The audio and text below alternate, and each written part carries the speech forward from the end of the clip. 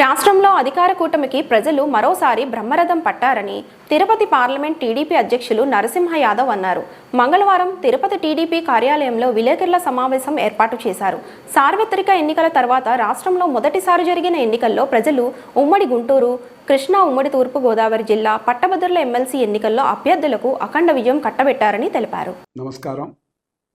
ఈరోజు ఎమ్మెల్సీ ఎన్నికల ఫలితాలను చూస్తే ముఖ్యంగా తెలుగుదేశం పార్టీ ఎన్డీఏ కూటమి అభ్యర్థుల్ని భారతదేశ చరిత్రలోనే ఎక్కడా లేని విధంగా భారీ మెజార్టీలతో ఎమ్మెల్సీ అభ్యర్థుల్ని గెలిపించడమే కాకుండా బలపరిచిన ఏదైతే అభ్యర్థిని కూడా భారీ మెజార్టీతో గెలిపించిన చరిత్ర ఒక ఆంధ్రప్రదేశ్లోనే జరిగింది. దీనికి ముఖ్యంగా ఒకసారి చూస్తే ఈరోజు కృష్ణా గుంటూరు ఉమ్మడి జిల్లా అభ్యర్థిగా తెలుగుదేశం పార్టీ తరఫున పోటీ చేసిన ఆలపాటి రాజేంద్ర ప్రసాద్ గారిని భారీ మెజార్టీతో గెలిపించడం, అదేవిధంగా కూటమి బలపరిచిన ఉభయ గోదావరి జిల్లాలకు సంబంధించిన పట్టభద్రుల నియోజకవర్గానికి సంబంధించిన ఎమ్మెల్సీ తెలుగుదేశం అభ్యర్థిగా పేరాబత్తుల రాజశేఖరం గారు, అదేవిధంగా సపోర్ట్ చేసిన ఉత్తరాంధ్ర టీచర్స్ ఎమ్మెల్సీ ఎన్నికల్లో గాదే శ్రీనివాసులు నాయుడు గారిని, ఈ ముగ్గురిని కూడా భారీ మెజార్టీతో గెలిపించినందుకు ఓటర్లందరినీ కూడా ఈరోజు కృతజ్ఞతలు తెలియజేస్తూ ఎన్డీఏ కూటమి తరపున తెలుగుదేశం పార్టీ తరపున కృతజ్ఞతలు తెలియజేస్తూ ఏదైతే ఈ రాష్ట్రంలో గత 8 నెలలుగా జరిగిన పరిపాలనకి అద్దం పట్టే విధంగా తీర్పిచ్చిన ప్రజలందరికీ కూడా శిరస్సు వహించి పాదాభివందనం చేస్తూ రాబోయే రోజుల్లో ఈ రాష్ట్ర అభివృద్ధి కాంక్షించే ప్రతి ఒక్కరు కూడా చంద్రబాబు నాయుడు నాయకత్వంలో ఎన్డీఏ కూటమి, పవన్ కళ్యాణ్ గారి, అదేవిధంగా నరేంద్ర మోడీ నాయకత్వంలో ఈ రాష్ట్ర అభివృద్ధి ఏ విధంగా పరుగులు తీస్తూ ఉందో చూస్తూ ఉన్నారు. అదేవిధంగా ఇచ్చిన హామీలు, గత శాసనసభ ఎన్నికల ముందు ఇచ్చిన హామీలు ఏవైతే ఉన్నాయో అవన్నిటిని కూడా నెరవేరుస్తూ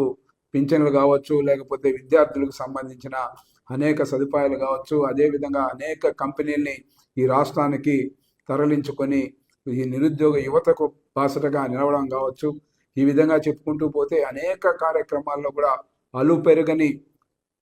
యోధుడు శ్రీ నారా చంద్రబాబు నాయుడు గారు రాష్ట్రం కోసం అహర్నిశలు కష్టపడే మనస్తత్వం గల నారా చంద్రబాబు నాయుడు నాయకత్వం పట్ల ఈరోజు ప్రజలు ఇచ్చిన తీర్పుని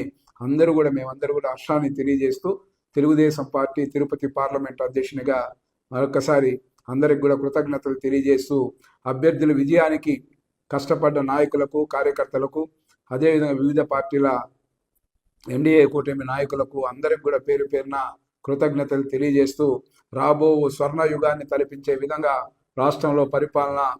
కొనసాగుతూ ఉంది. అదేవిధంగా రాబోయే ఏ ఎన్నికల్లో కూడా అటు ఈ జగన్కి సంబంధించి ఏదైతే వైఎస్ఆర్సీపీకి సంబంధించిన వ్యక్తులు ఎక్కడ పోటీ చేసినా కూడా చిత్తుగా ఓడించే విధంగా ఈరోజు ప్రజలు నిర్ణయిస్తూ ముందుకు వెళ్తూ ఉన్నదాన్ని ఘటనలో మొన్ననే నగరపాలక సంస్థ కానీ, మున్సిపాలిటీ ఎన్నికలు కానీ చూసాం. ఇప్పుడు ఎమ్మెల్సీ ఎన్నికలు చూస్తా ఉన్నాం. ఈ విధంగా భారీ ఎత్తున ప్రజల అంచనాలకు అనుగుణంగా పరిపాలన సాగిస్తున్న నారా చంద్రబాబు నాయుడు గారికి అండగా ప్రజలందరూ కూడా ఇస్తున్న ఈ తీర్పుని పరంపర ఏ ఎన్నికలు జరిగినా కూడా ఎన్డీఏ కూటమి, తెలుగుదేశం పార్టీ భారీ మెజార్టీతో గెలిపించడానికి ప్రజలందరూ సిద్ధంగా ఉన్నారు. ప్రజల ఆకాంక్ష అనుగుణంగా మొన్న జరిగిన బడ్జెట్ కూడా చూస్తే అన్ని వర్గాల ప్రజలు కూడా హర్షించే విధంగా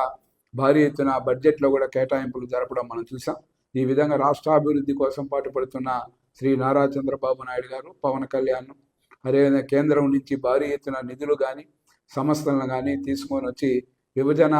చట్టంలో ఏదైతే పొందుపరిచారో వాటన్నిటిని పరిష్కార దిశగా కేంద్ర ప్రభుత్వం సహకరిస్తున్నందుకు వాళ్ళకు కూడా ధన్యవాదాలు తెలియజేస్తూ సెలవు తీసుకుంటాం.